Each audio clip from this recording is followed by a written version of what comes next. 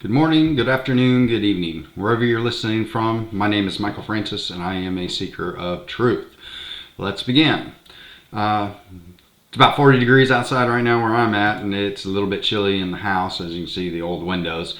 It's a little drafty in here, so that's why I've got the beanie on and long sleeves. Today we're going to go over Genesis chapter 9, after the flood. And God's covenant with Noah. So let's begin by reading the word of the one true and living God. God blessed Noah and his sons and said to them, "Be fruitful and multiply and fill the earth. The fear and terror of you will be in every living creature on the earth, every bird of the sky, every creature that crawls on the ground, and all the fish of the sea. They are placed under your authority. Every creature that lives and moves will be food for you. As I gave the green plants, I have given you everything. However, you must not eat with its lifeblood in it, and I will require a penalty for your lifeblood. I will require it from any animal and from any human. If someone murders a fellow human, I will require that person's life. Whoever sheds human blood, by humans his blood will be shed. For God made humans in his image. But you, be fruitful and multiply, spread out over the earth and multiply on it." Then God said to Noah and his sons with him, "Understand that I am establishing my covenant with you and your descendants after you, and with every living creature that is with you, birds, livestock, and all wildlife of the earth that are with you, all the animals of the earth that came out of the ark. I establish my covenant with you that never again will every creature be wiped out by floodwaters. There will never again be a flood to destroy the earth." And God said, "This is the sign of the covenant I am making between me and you and every living creature with you, a covenant for all future generations. I have placed my bow in the clouds, and it will be a sign of the covenant between me."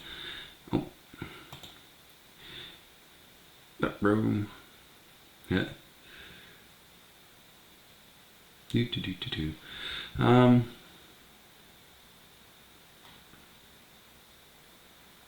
Sorry.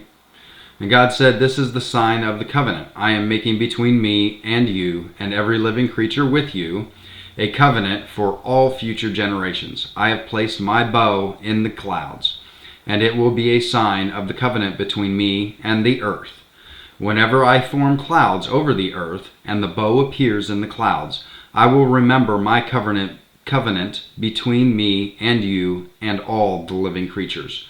Water will never again become a flood to destroy every creature.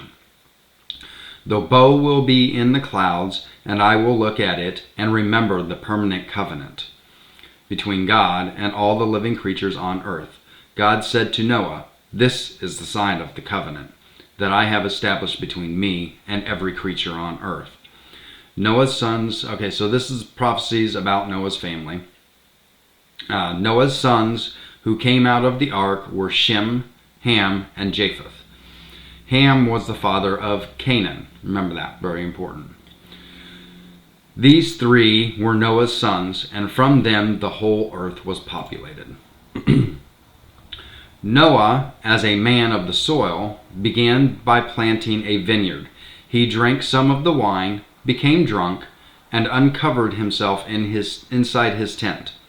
Ham, the father of Canaan, saw his father naked and told his two brothers outside.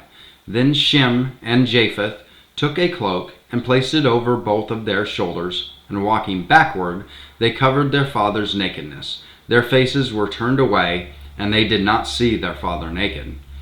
When Noah awoke from his drinking and learned what his youngest son had done to him, he said, "Canaan is cursed.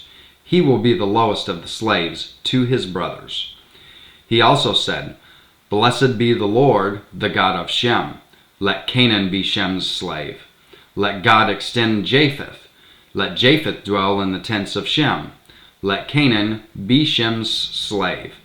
Now Noah lived 350 years after the flood. So Noah's life lasted 950 years when he died. Okay, so that is chapter 9. Going over my notes now. Not a whole lot here, but it was insightful. I mean, some things that I dug into that I really didn't see before. Let's start there. So, let me go up to the beginning of this chapter so that way I make sure I can follow along if I need to. Oh, why did it... Man, that was weird.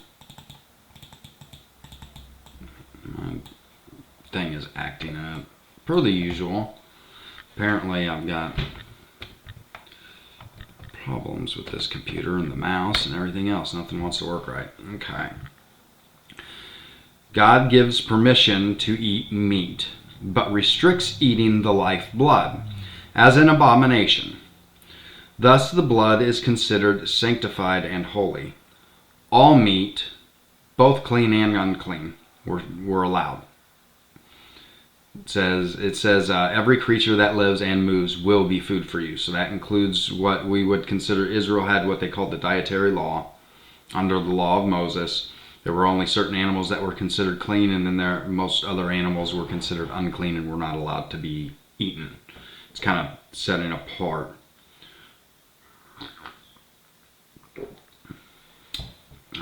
Showing that Israel's different from everyone else, because everyone else was eating whatever, because that was the original commandment that was given.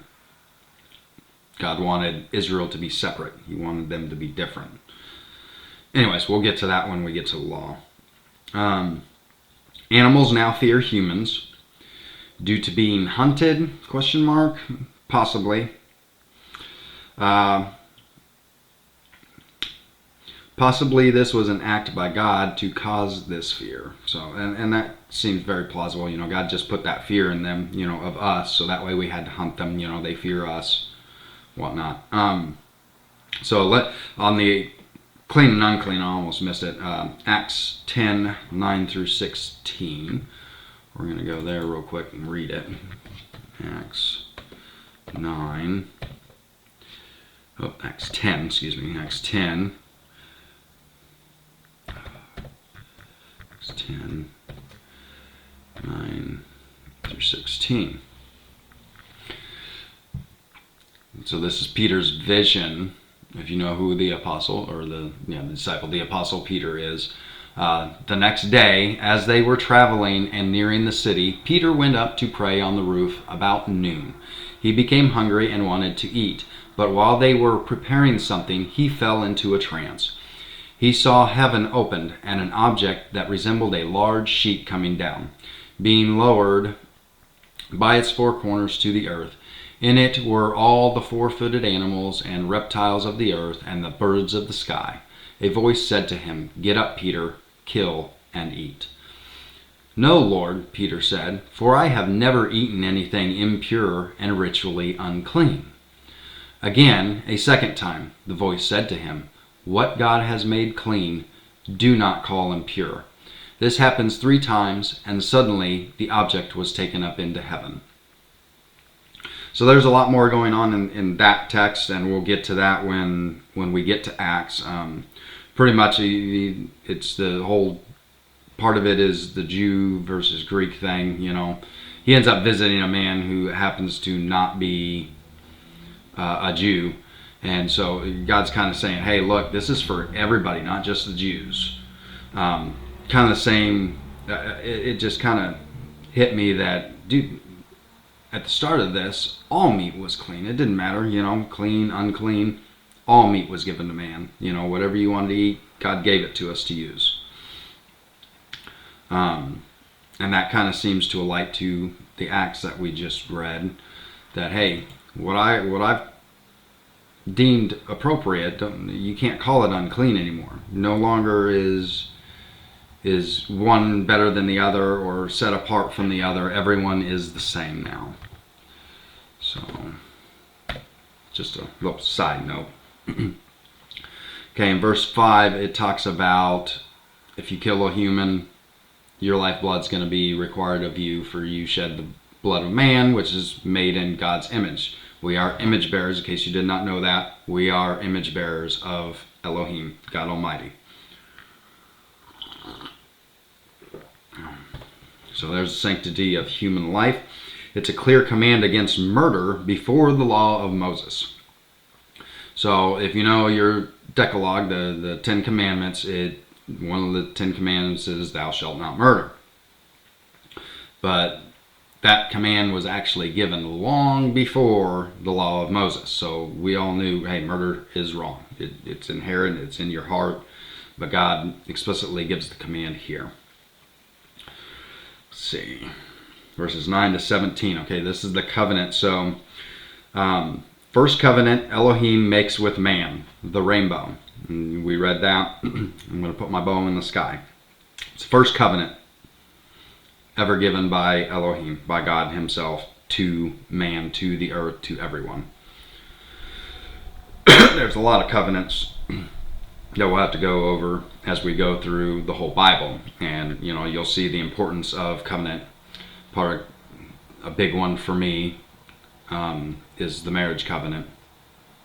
It symbolizes Christ and his church. To me, the marriage covenant is very, very holy, very sanctified by God, and should never be defiled. Jesus says it himself, what God has put together may no man separate. It happens though, we'll get to that when we get to passages that involve that. I'm just, throwing out there with covenants, the importance of covenants. All right. Verse 18, notice Ham births Canaan. This is important. Remember this as we get to Exodus through Joshua. Very important genealogy for later books. Canaan is who the Israelites go and God has destroy in order for them to take the promised land, Israel. So just important note that, and that's why I said that when I was reading, you need to pay attention. So every person of Canaan, and you can see the curse there given by Noah, for Canaan, for the fact of his sin against his own father.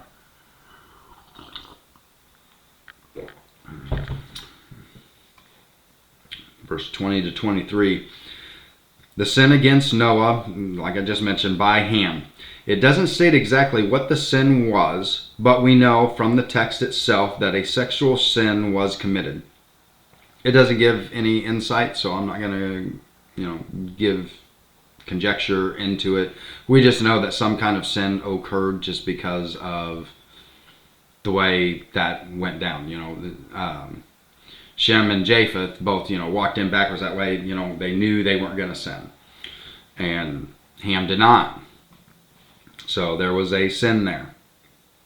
It's clear in the text now. Again, we don't know what that sin exactly was, though. 24 to 27, to finish this all up. The blessing and the cursing of Noah's sons. So like I said, Noah ends up cursing his son for his sin and blessing the other two for covering his nakedness, doing what was right and proper.